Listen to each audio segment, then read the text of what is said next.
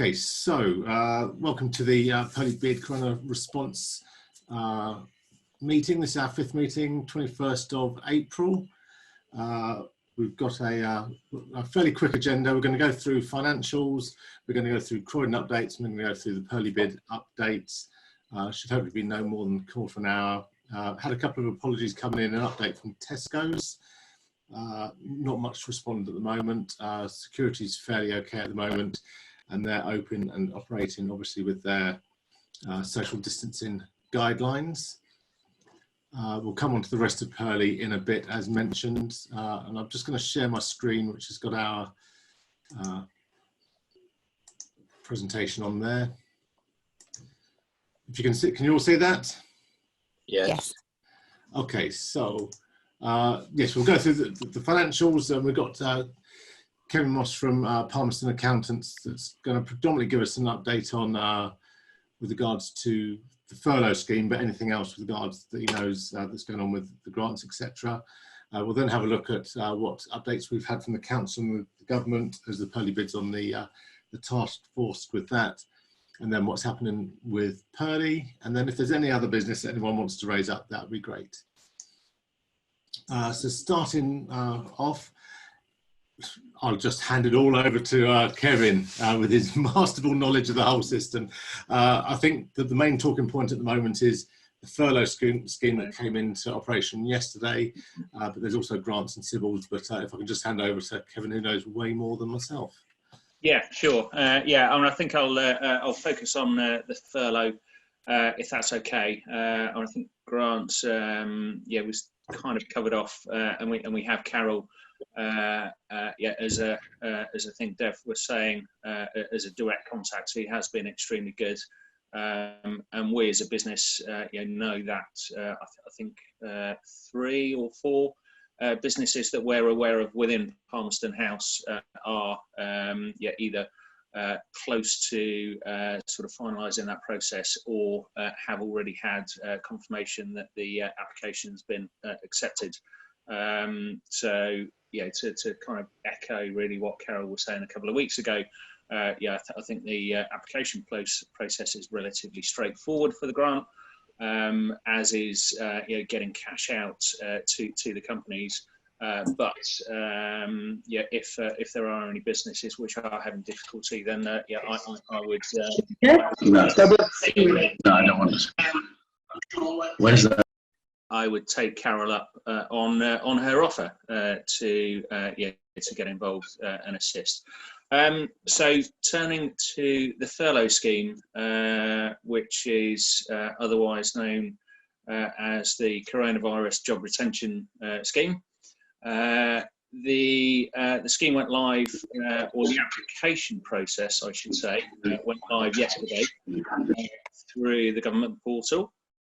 That can be accessed either directly through your online business tax accounts, or if you're an agent who is a payroll agent,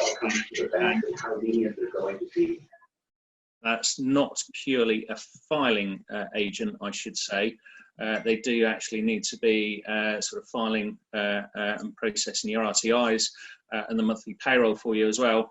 Then your agent could also make the application for you on your behalf.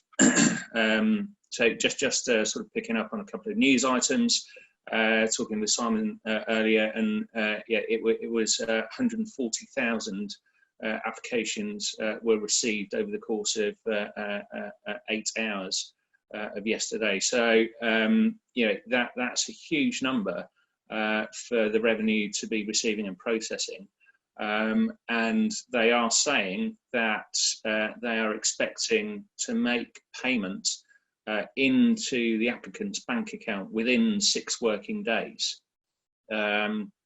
So for most businesses, if they have a payroll liability to pay on the 30th, that means that the application needs to have been made by close of play tomorrow. Okay, the process is relatively straightforward. As I say, it's either through your online business tax accounts within the payroll area, and you can pick up a link from there, or your payroll agent if you have one. The details which are required are again pretty straightforward. You'll need your employer reference number, the national insurance number of all of the employees, along with the calculation for the furlough amount that you're claiming. So whether it's 80% of their usual salary or up to the £2,500, whichever is the lower. Plus any employer's national insurance, plus any 3% auto-enrolment compliant sort of pension contributions as well. You can also recover. So those are the numbers essentially that you would need, and your bank account details, and you should also have your corporation tax UTR, unique taxpayer reference number, to hand, because they do ask for that. Essentially, I think that they are wanting to make sure that businesses are registered as trading entities in the UK, because there are situations where overseas employers are registered as employers with HMRC, but are not actually trading in the UK as such. Okay, so I think that's a quick kind of resume and cover off. Simon, did you want to jump in with any questions or comments, or? I can't hear you. If I can just add, Kevin, to what, sorry, Keith, whatever you were just saying. Sorry, yep. The lighting's quite small. You know, where your payroll is being dealt with by an external, either agent or an accountant, yep. More often than not, they do the application on your behalf. Correct. Yep. But they have all the information that you've just outlined now. You know, NI number, pension company number, etc. So it saves a lot of time where your payroll is done by someone else to let them do the application. Yeah, absolutely. It would save a great deal of time for the employer. Yeah, we as an accounting firm are acting for somewhere in the region of 300, 350 payroll clients, large and small. Yes, some of them are employing 100 people, some of them employ a couple of sort of owner managed type businesses. But the reality is that all of that information will be with your payroll agent. That's right, and I think, you know, going via a firm of accountants adds a bit more strength to the application. You know, that just comes from a reliable source.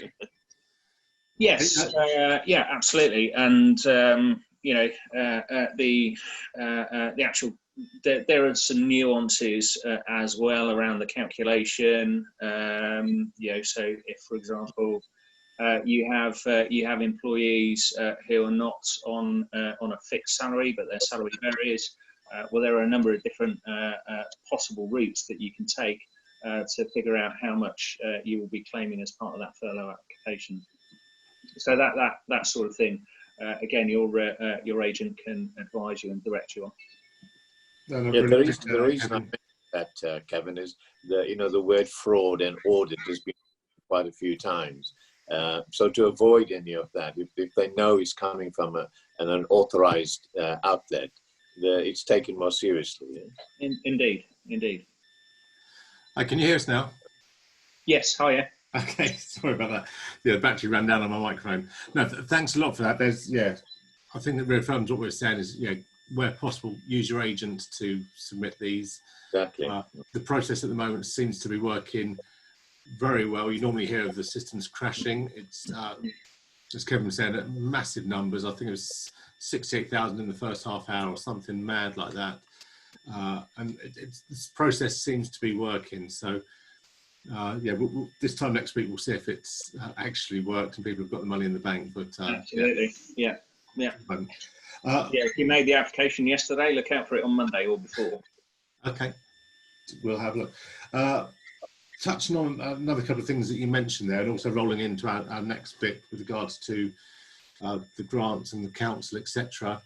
The grant process, again, has generally been working fairly well. We are keeping a track as part of the bid of all the grant applications that are going on.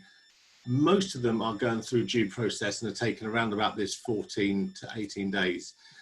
Some of them appear to be taking a little bit longer than that. So we're pulling together the list of those and we're taking it to the council in one chunk. So rather than doing it piecemeal, obviously all businesses carry on with your own searches yourself, but as one chunk with what our relationship we've got with the council, hopefully we might be able to get to the bottom of it a little bit quicker for you. We were going to have Emma on from Barclays Bank. I think she's tied up in another meeting at the moment. That then moves on to the civil loans, or the Corona Business Interruption Loan Scheme. I'll give my 2 pennies worth, and then Kevin or Deb, if you've got any additions to it. As far as I gather, it started off as a very tight scheme. It's now been loosened, for want of a better word, to include a wider range of businesses with more flexible terms and not having to have the full personal guarantee. But and the banks have had a big rap over the knuckles with regards to getting these loans out, but it still seems to be a very, very slow process. I know, speaking to Emma, they're working really hard to get these through, but the applications are still coming through only a handful at a time and not been delivered as quickly as the others. Anybody else got any updates on this or an experience of applying for a civil? No, not personally, or through the business. I have to say, pretty much all of our clients are either focused on the furlough scheme or the grants through small business rates relief. The civils. I think the first round has left a bitter taste in the mouth of many businesses and entities, and the reality is that application is still quite a lengthy process to go through. There are still a number of forms to fill in, and even speaking with some people in the banking world.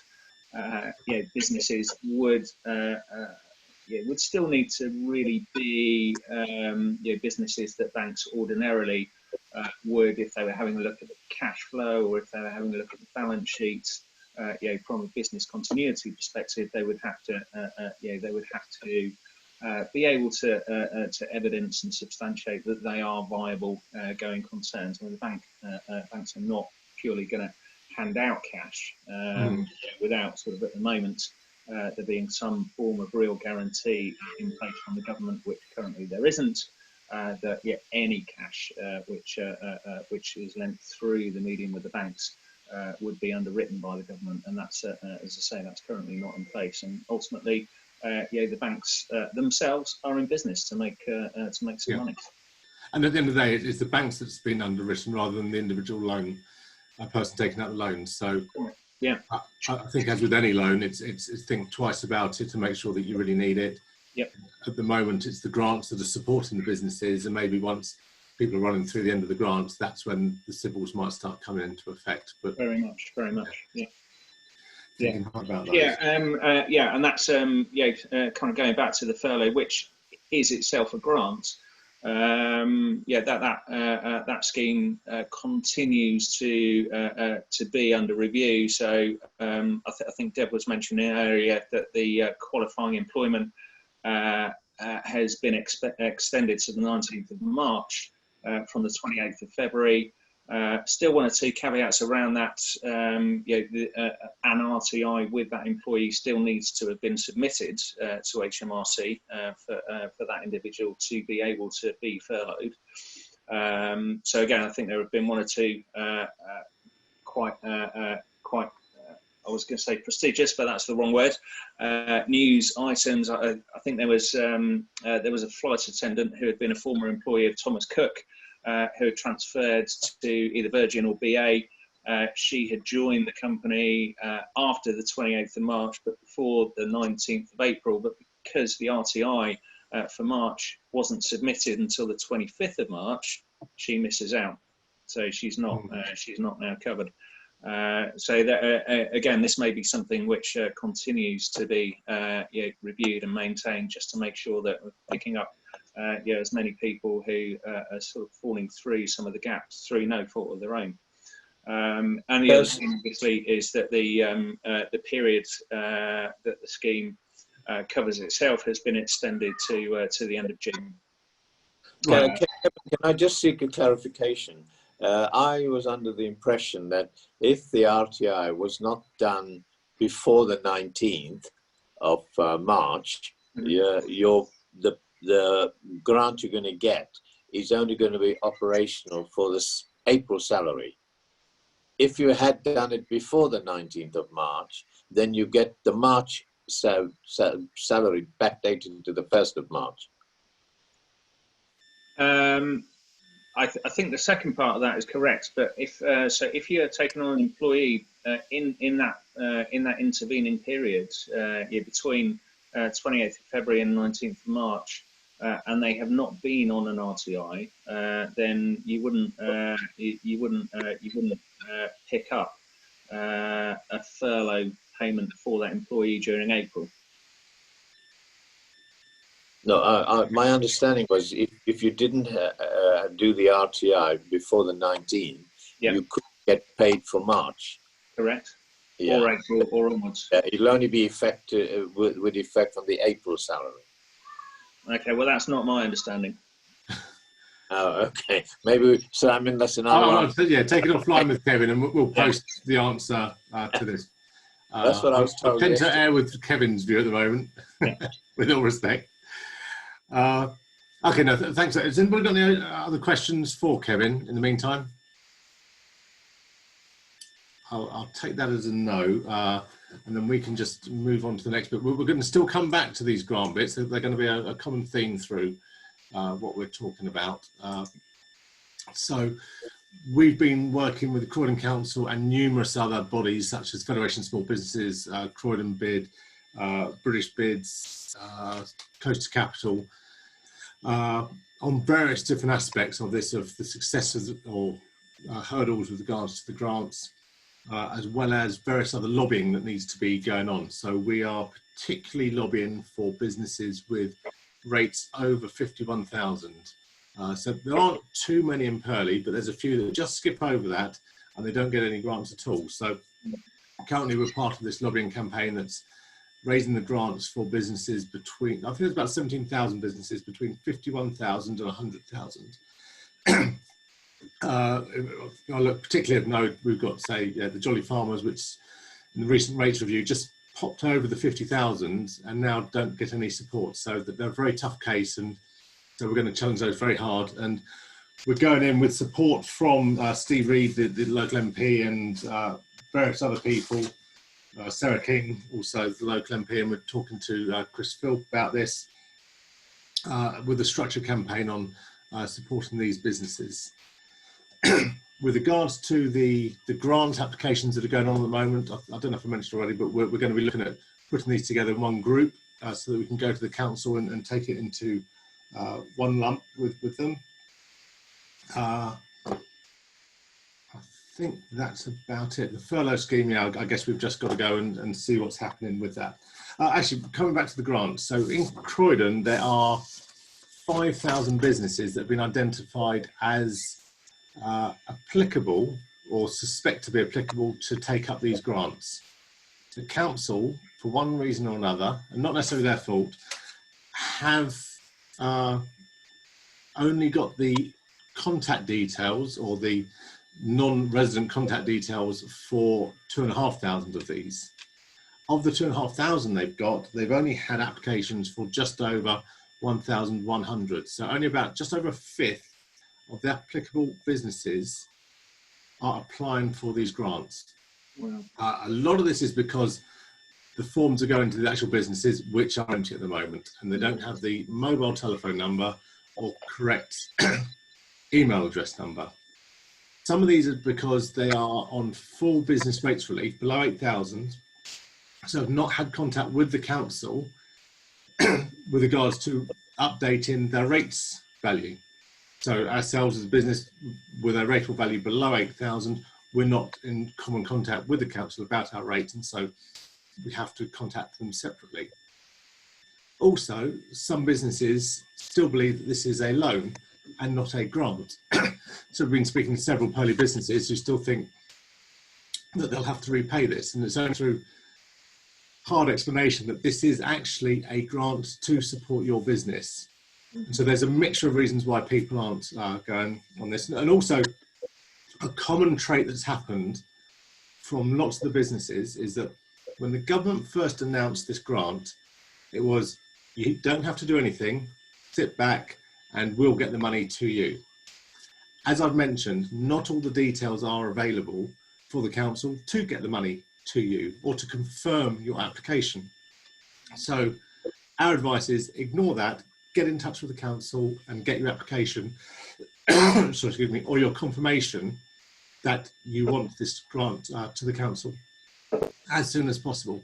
It is, for a lot of businesses, going to be the difference between survival and failure of the businesses. And we know with only 180 businesses that we're trying to get in contact with, it is really, really difficult where we don't have the email address or the mobile number. So a lot of businesses, we pop in, week out, seeing them, but as soon as everyone's closed down, it's difficult to get in contact with a fair few of these businesses. So we're doing our best for Purley. It is a tough challenge. If anybody else knows of anybody, particularly Purley businesses, but any business with a rateable value below 50,000, do get them in touch to get these grants out there. Yeah, you're absolutely right, Simon, about the issue about this is a grant and not a loan. I had to do a job yesterday to convince a company that there was no repayment due on the 25,000, and it took some convincing because they thought, no, we've got to repay this back at some time. I said, no, you don't. You don't. It's a grant. On the 5,000, Simon, the issue also is where people have not paid the business rates. Yes. All right. So therefore, council would not have their details. Yeah. And that's a group in themselves, you know. Yeah. Of the 5,000, I think you'll find quite a few who just didn't pay the rates. Yes, and where people have been working through different ways of just having self-employed staff or paying the director the minimum wage and just taking the money throughout through dividends, then that does have an effect on what grants or furlough and that they can go on moving forward. Absolutely. Yeah.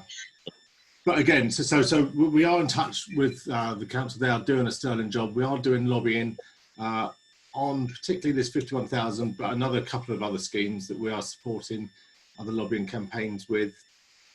And so, yeah, if you've got any questions, do get in touch with us. And we're also speaking with people like FSB. So do get in touch with FSB, with Sussex Innovation, Coaster Capital, Croydon Loans. There's lots of support channels out there for you, and we've got them all listed on the Purley BID website. Okay, so moving along. Okay, this was kind of like just mentioned. So there's been a lot of business support, job retention, and links for these things mentioned on this slide here are on the website. So do go to the Purley BID website. Finally, on the Purley BID side of it, the two new pages we've got on there now, and we're starting to promote, and we'll probably put a PPC campaign out to promote this even more, is food and drink businesses, which ones are still operating, doing a delivery service, doing a pickup service, and then non-food and drink businesses. So we've got two separate pages. That's a non-food and drink, so essential businesses that are staying open, such as your chemists, post office and food suppliers, and then other businesses that are working remotely. And we've got all of those details on two separate links within the website. So on the front page, you'll have a look at that and you can see that information, and we'll be sharing it as well. We have an active WhatsApp group. Do come and join with that. It's fairly supportive, and it's pretty good in letting people know where we are with regards to collecting all the grants as well. Anybody else got anything to add? Only as a reminder to what Kevin said earlier about getting your submissions in by Wednesday, which is tomorrow, I think, Kevin, isn't it? Absolutely, yep, close the play tomorrow. Right. Pretty tight, you know. And again, this is effectively a grant, isn't it? So it's not something that's... Yes, it is. Yeah, it's a grant. The grant, not repayable. Yeah, it's not repayable. It should perhaps highlight that it would be subject to corporation tax. If you're having a corporation tax liability, so it would need to sort of sit within the income area of your profit and loss account. But absolutely agreed. It is a grant. It is not repayable, but it is taxable. Yes, okay, that's well, really appreciate your feedback and input into that, Kevin. This whole thing is fluid, as you mentioned, and changes from time to time. So we'll draw on your brain cells at various points. So thank you so much for your input there. Again, we'll share this and put this online. But if no one's got any other comments, we'll close that off for today. Yeah, thank you. Hey, thank you very much, Simon. Okay. Doing a great job. Thank you. Cheers then. Yes, Still keep safe, everyone. ditto. Okay, all the best. Bye-bye. Cheers, guys. Bye. Bye.